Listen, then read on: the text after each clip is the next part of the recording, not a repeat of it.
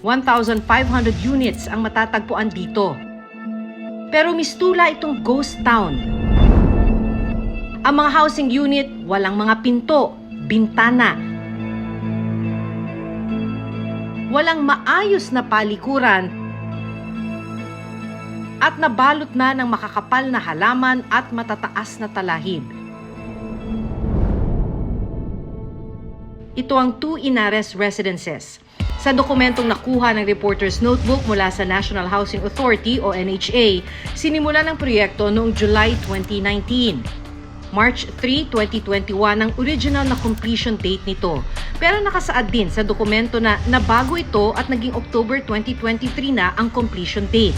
Ang halaga ng housing project, mahigit 800 million pesos. Pero 1 taon na ang nakalipas, ang mga pabahay hindi pa rin natitirhan.